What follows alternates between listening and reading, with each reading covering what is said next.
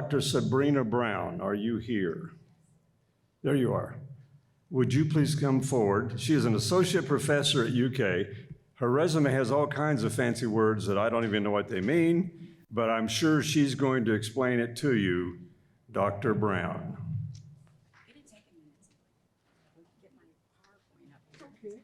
So as you introduced, I'm an associate professor at the University of Kentucky and also the core director of intentional injuries at the Kentucky Injury Prevention and Research Center at UK.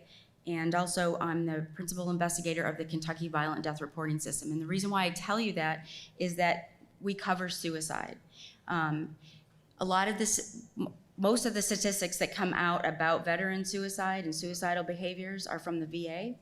And so those numbers are VA restricted. It's not statewide, so we're missing the people in the gaps that aren't represented and don't go to the VA for services. So this surveillance system, we cover everybody, the whole state, vulnerable populations, and one of the main populations that we monitor is our veterans. And so we include the VA numbers and also all of the numbers in the gaps. So we have everybody. We're looking at all veterans across the state, which is important because not all veterans go to the VA to use their services.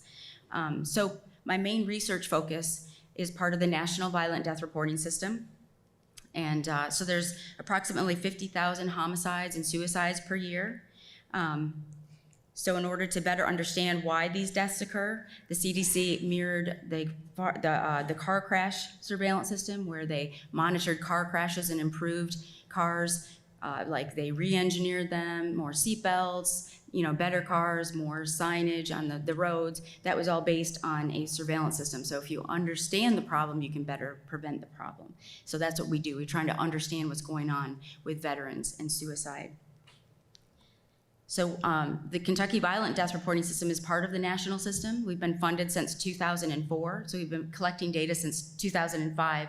We look for trends, patterns, clusters, rural versus metropolitan areas. We just monitor all the different places and circumstances surrounding a veteran suicide. And we monitor several different populations, but again, veterans are our primary, one of our primary focuses.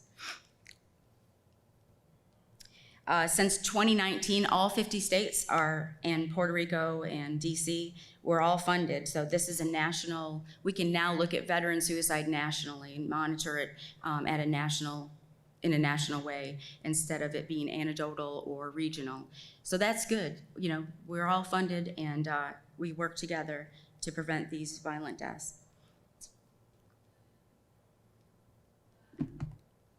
We look at demographic, circumstantial information, deaths from the investigator. So it's the coroners, police officers, crime lab information, weapons, toxicology. We look at everything at the death scene.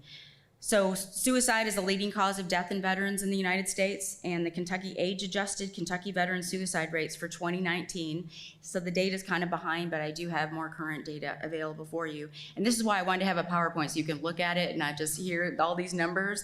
But it's 33 per 100,000 veteran suicides. And so they're significantly higher than the national rates. Now, if I compare it to the national rates, and we're comparing it to the VA numbers, so it's hard to do it that way. But it's about 13. You have an nice PowerPoint. I do, yes. Yeah, I didn't know any. Hi. You had a PowerPoint there, so. That's okay. Perfect timing, right?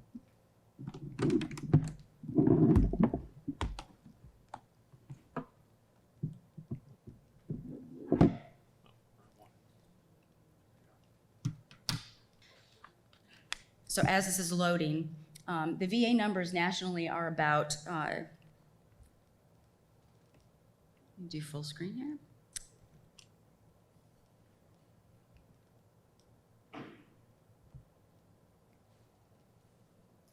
The VA numbers nationally are only about 13 per 100,000, so we are well above the national numbers. And just to give you perspective, because you hear that 22 a day, well, here's where we're at in Kentucky. There were 348 military veteran suicides. We call it military, non-military. That's how we classify it in the research world, just to cover everybody, make sure we're talking about everybody. So that's about 116 a year, 10 a month, and 1 a day. That's just too much. So we're about 0 suicides. This just gives you an idea of what it looks like in Kentucky. These are all suicides from 2005 to 2019. And I don't want you to think that I'm just saying this. I mean, following the last speaker, I want to make sure that you know I'm not being callous about suicide. I'm not just thinking about them as numbers. We all feel very strongly about these deaths, and I just want to make sure that you're aware that I'm not being callous about that. But as you can see, and what I like to do is raise awareness to people, to tell them what's going on. Suicides are much higher than other deaths. And as you can see, that line is the top line, of course. That's a trend line. And you can see homicides, accidental firearm, undetermined intent, legal intervention. So when police are involved, they're much lower than suicides. Like in Kentucky, 3, sometimes 4 to 1 in a given year. So we need to talk about suicide. And then the method of death by suicide, these are Kentucky numbers. Here's a trend line. The top line is firearms. And military are more familiar. They are comfortable around firearms, and firearms are the most lethal form of suicide. So that's something that we want to really look at and take into consideration. So we have a manuscript, and it's the first manuscript using artificial intelligence, and I'm going to explain why that's important. You all have heard about this new phenomenon. It's really not new. It's about 10 years in industry, but academia is catching up, and it's important that we monitor and study and evaluate machine learning before we let machines just tell us what's going on, because they can be biased. Believe it or not, machines can be biased. But this is the name of the manuscript coming out, and I'll send it to the group when it does come out, so all of this information will be in that manuscript, what I'm about to talk about. But it's a feasible solution algorithm, and one of my team members just passed away, but he was modeling this in artificial intelligence 8 years ago. So this is the first time veteran suicide has ever been looked at in this way, and I'm going to tell you why it's important. So first we looked at all of the variables, and in the national system there's over 600 variables, and that just means like age, race, ethnicity, all the different variables, circumstances, toxicology, what weapon is involved. And so we looked at all of the variables, and these are the ones that came up significant, just looking at them, military, non-military. And you can see that age is very important for men, and with women, race came up significant, slightly significant. Marital status for males, education. This is our first look at the data to just see what's going on with veteran suicide. So we found that men are, more likely to have less than a high school degree, but female veterans are more likely to have more than a high school diploma. And that's something that I really want to highlight as well, the differences between men veterans and female veterans. There's a lot of differences that haven't been teased out yet, and that's important in our study.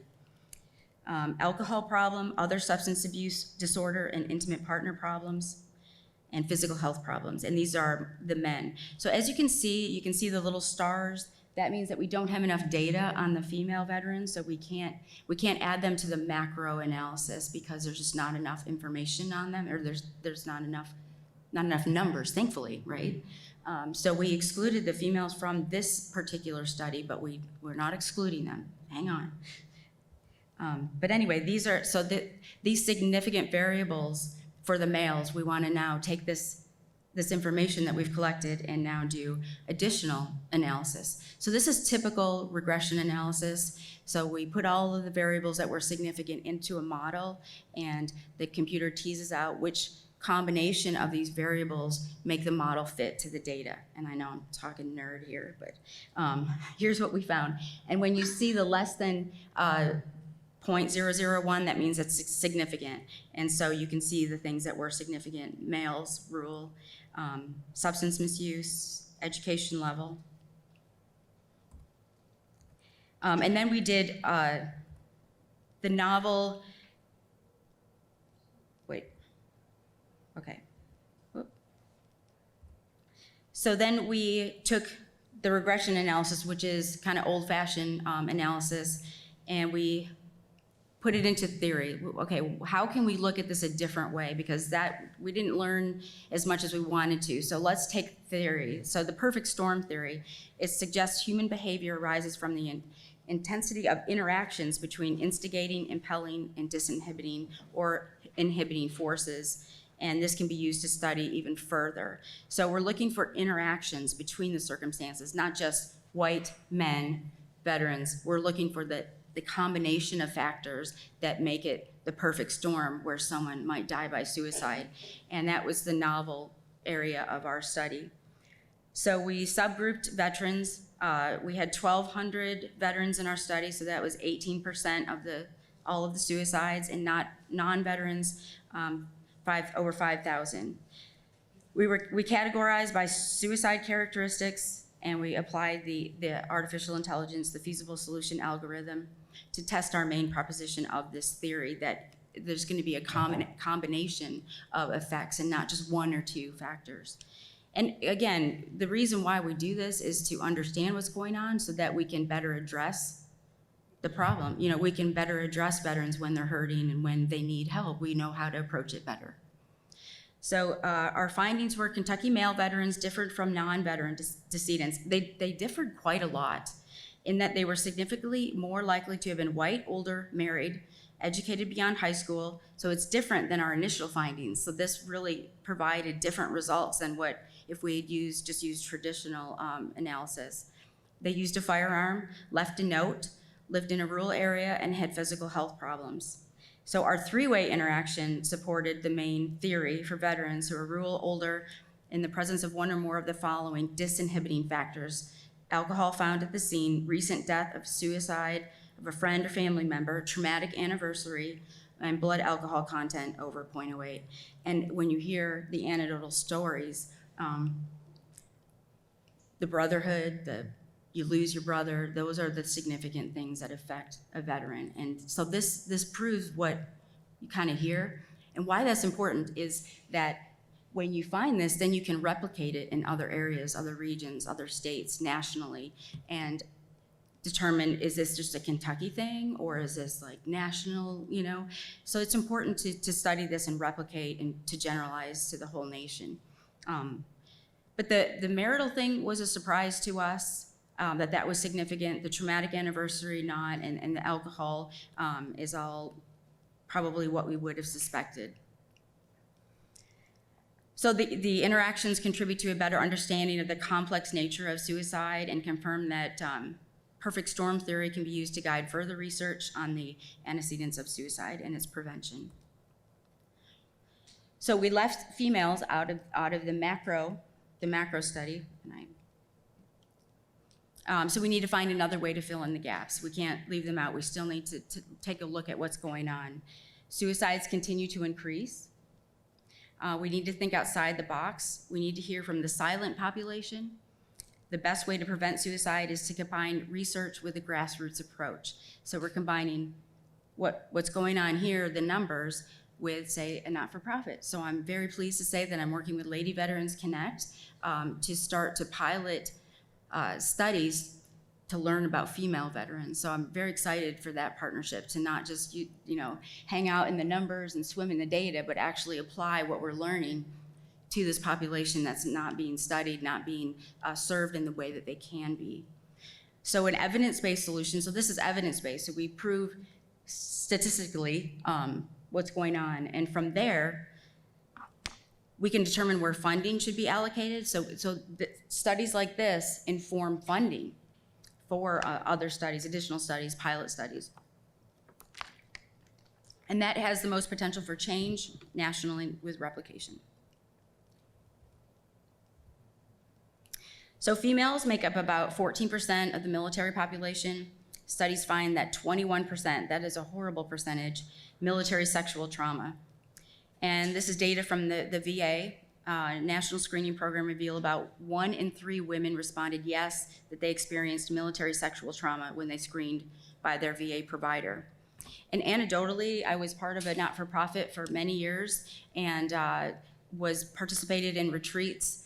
And in listening to the males talk, around after hours, the fire, and then listening to the females talk around the fire just as an observer, they're very different stories. The females, they grieved over the loss of time with their children, like abandoning their families, their homes. They grieved very deeply for those things, where the males, they grieved for the camaraderie between the males and the brotherhood and missing that and the combat. That was what they were talking about. Both have their place, both are very necessary, and forums where they can express themselves are very important. But in listening to the females, I also heard very horrific stories about military sexual trauma. And when you're in the military, sexual trauma is different than not in the military, because you can't get out of it. You can't necessarily get out of the situation unless you leave the military.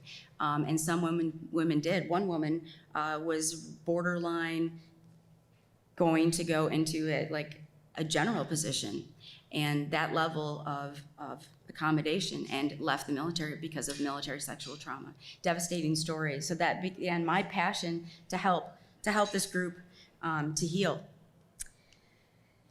So MST has been found to be a predictor of serious self-directed violence in women. And so I changed my language to self-directed violence, because we're not just talking about suicide, we're talking about violence towards yourself, attempted suicide, or just hurting yourself. Women with post-traumatic stress disorder, exposure to combat, they're more prone to alcohol, as the men are, other substance misuse, emotional dysregulation, mental illnesses, internalized anger, shame, self-blame, hopelessness, powerlessness. Treatment programs should be heterogeneous enough, so they should be open to whatever they bring to the table. To allow for non-judgmental trauma processing from many different perspectives, they must be recovery promoting. And so what we decided to go, the direction that we decided to go in is storytelling. Because what happens when you have trauma? You have a story, something happened to you or me, and I include myself in all of this. So you have a story to tell, but with trauma, the story becomes jumbled and it's hard to articulate what happened. So what are the consequences of that when you can't tell your story? You're not believed. You can't get the help you need because your jumbled story to a medical provider, they're thinking, I'm not going to provide this or this. I don't understand what you're even saying. So it's important that women that have MST, PTSD, they are able to tell their story. And we believe that this is the most important thing in getting through it and getting help. So it's a practical approach. The narrative is embraced. Professionals are using this innovative approach to better recognize and appreciate our inherent subjectivity and expression. We're all different. We don't experience trauma in the same way. And we have to incorporate everything that happened to us. It's not just that isolated event in the military that happened, it's our childhood. It's other factors that come into play, and all of it affects the outcome and how we live our life after a traumatic event. So it's understanding how that all interacts together. And storytelling's been used in the medical field for a long time, and it's shown to have quality of life improvements, but more research is needed. So we've done this once. We had one workshop, and what we did was, at the not-for-profit I used to work for, we had a workshop. It was a week long. We brought in the theater lab from Washington, D.C., and they've had great success with homelessness, and people changing their life, just a 360 on what's going on in their life. And we applied it to these women. And so we brought in the director and a woman that had gone through the program, the Life Stories program, and you can look it up on the internet. I encourage you to do that. It's the Theater Lab, Washington, D.C. Life Stories program, and there's a documentary and a lot of press around it. April Harris is the woman that came, and she was the coach for the women. She is she served in the military and is a veteran now, and so she knows she can relate to the women in a very deep way. So that's really important to have that perspective. So we brought them in, we had some funding, and then we partnered with Kentucky State. And I'm so excited, like you can see my smile, because it was so powerful. Because I didn't participate in the actual work. I was the logistics person, the principal. And we partnered with Kentucky State, so we had that little theater at Kentucky State, and they told their stories on stage to an audience. And it was so, and then we had a question and answer period where the audience could participate in the storytelling and say, one husband of one of the participants, he didn't even realize what his wife had been through until she told her story on stage. But they just to watch their process to get their story together, they worked hard. It was a very psychologically intense thing that they went through to get their story together. They were exhausted. They were in bed by 8 o'clock, I think most nights. And they took naps during the day, you know, because they did the work to get their story told, put it together, put the pieces together. But what's remarkable to me is that they were able to change their story to have a different outcome. And people were there to help them heal. They were there to comfort them in their times, their dark times, and to change the story. And every story was very different. It was really neat. It was about an hour, our performance, and we have a video of that as well. So I encourage you to check that out. And so we're gonna do it again, right, Phyllis? We're on fire for this. So we're gonna do this hopefully 2 times in this next year with funding. We've already worked with the Theater Lab and then Kentucky State. They're very excited to have us back again.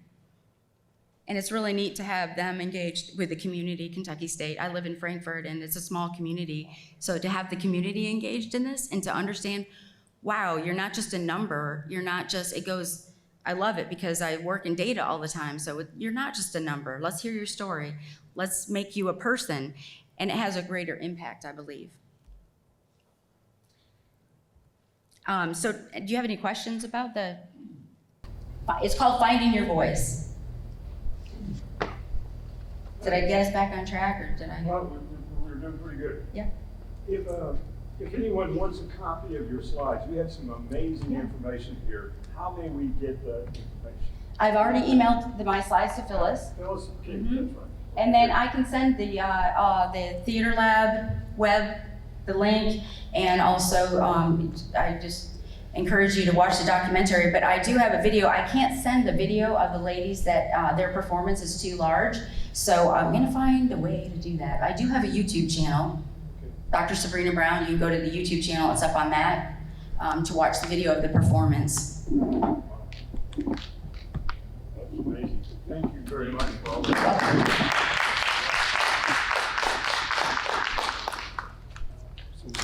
I'm not a veteran, but I have a big heart for veterans. That's equally as important that you appreciate those that do serve. And thank you for your partnership with Lady Veterans Connect. This is